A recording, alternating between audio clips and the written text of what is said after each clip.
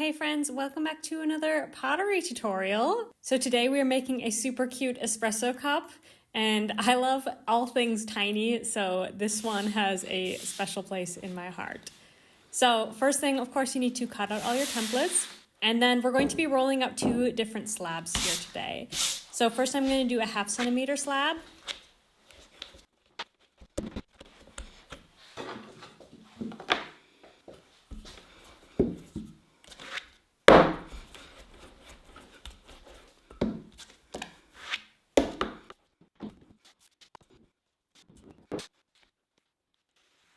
And on this slab, I'm going to cut out the C10 and the C12 template. This slab is definitely a little bit too big. I started out with 1.2 kilo here, which was definitely more than I needed, but any of the offcuts I'm going to be using to make the second slab. So don't worry, you can always wedge up your clay again if you roll out too big of a slab. In the end, I only used about 400 grams of this clay for this project.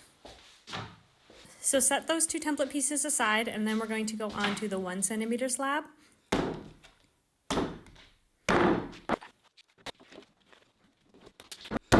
And if you don't have thickness gauges yet, I really recommend them. It makes rolling out perfect slabs super easy. So for this 1 centimeter slab, we're going to be cutting out the last two templates. That's C13 and C11. So this is the espresso saucer and then also the handle. So a little note when you're cutting out the handle, the C11 template, I personally found it easier to not cut out that little circle in the middle and just use my needle tool to trace through the template. I found that this worked just a little bit neater. Of course, you can cut it out right away, but I preferred to wait a little bit until the handle was a little bit drier. So as usual, I'm going to put my espresso pieces in front of the fan for a little bit to dry out. I'll leave them here for about 10 minutes, and when you let them dry out a little bit, it helps them to be a little bit less floppy, and I just find them easier to work with. Okay, so first things first, we're going to work on the cylinder part of the espresso cup. So as usual with cylinders, you want to cut each side at a 45-degree angle.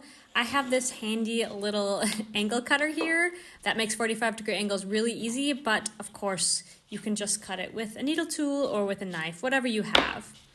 And then each of the cut sides you want to score.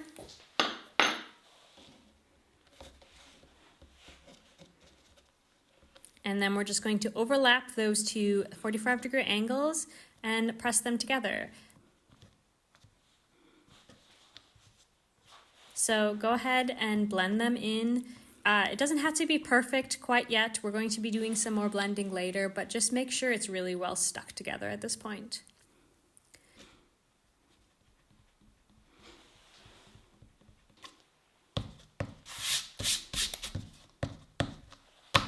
And then we're going to add the bottom here. So this is the smaller circle. Don't confuse it with the saucer thicker slab. This is the 1/2 centimeter slab. That's the smaller circle. And you want to put the body of the espresso cup on it, trace around it, and score each side that's going to be attaching.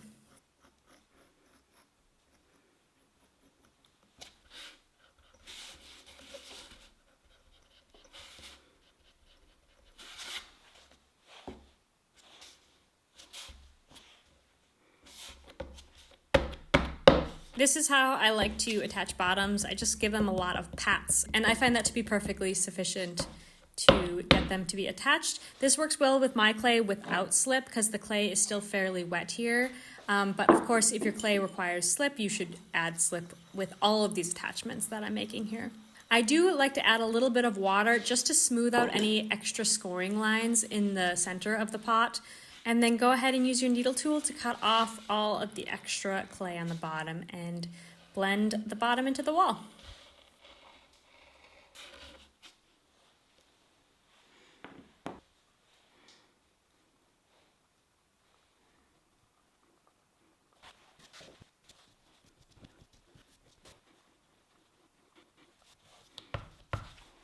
Okay, now it's time to add the handle, and what I like to do here is I like to use this opportunity to hide the seam a little bit, so I'll actually put the handle on top of the seam.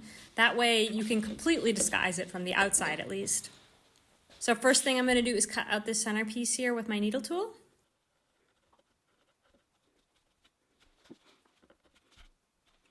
And I'm just smoothing it out.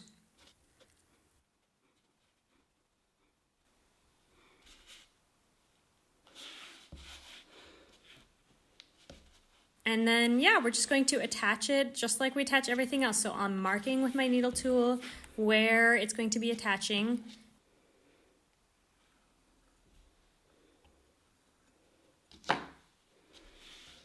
So that I know where exactly to score. So I'll score between my marks, and of course also I need to score the handle. So you always need to score both sides of the pieces that you're attaching. I find scoring way more important than slip. As you can see, I don't use slip, but scoring is actually really, really important. And then, yeah, just attach it. And once again, I'm using a little bit of water to smooth out any extra scoring lines.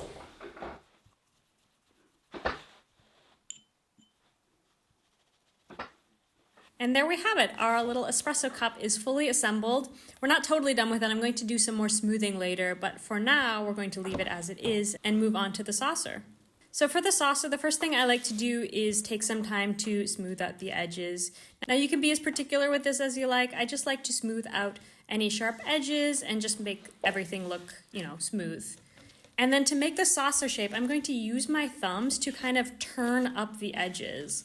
Now, if your clay is sufficiently dry enough, it should be able to hold this turned up edge.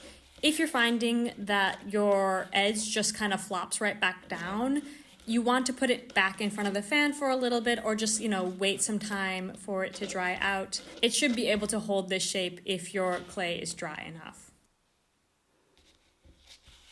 Okay, so that's actually all we're going to do today, but I do have some more things that I want to do tomorrow once it's leather hard.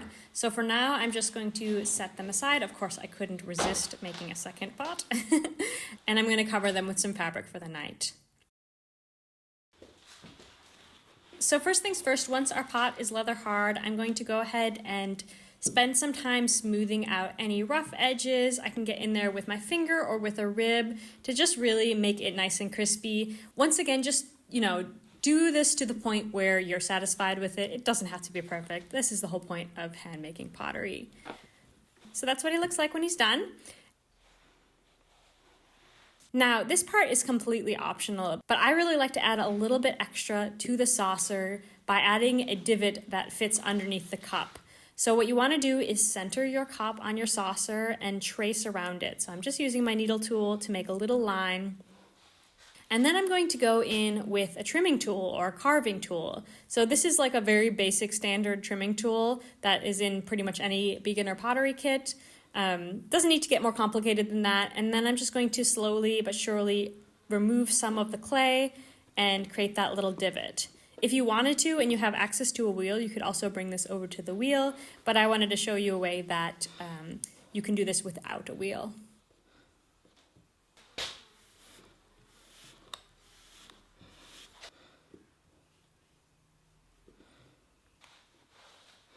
And there you go, it fits really nicely in there.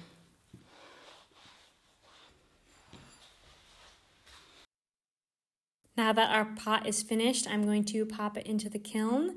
I'm doing a bisque fire first, and then I'll glaze it with some white glaze. So y'all ask me quite often what kind of glaze I'm using. I'm using a very basic white glaze from Carl Jaeger. It's the cheap stuff. It's nothing complicated. If you're looking for that speckled look, that's actually in the clay itself. So I also get my clay from Carl Jaeger. This is the 32 clay, which has iron in it that makes these nice speckles. So look for a clay that has some speckles in it if you want to have the speckled clay look.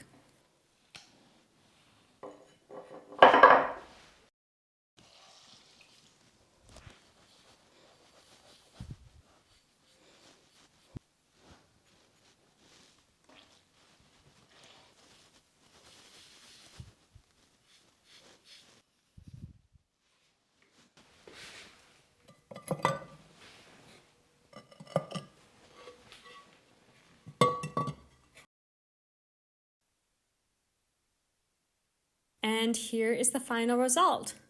I find these to be so completely adorable. I could also see sizing up this template to make a larger cup. I really love this kind of modern style handle, and it doesn't need to stay as an espresso cup. You could size it up. If you change the settings of the scale in your printer, you could go ahead and size this template right up to pretty much any size you wanted to. And it would be a really cool little modern teacup. Whatever you like. I also love the tiny version, of course. So I hope that this tutorial was helpful for you. I hope that you love the template. It will be linked down below in the video description, and you can go ahead and check out my website if you're looking for more templates. I've got loads. All right, friends, I'll see you next month with a new template.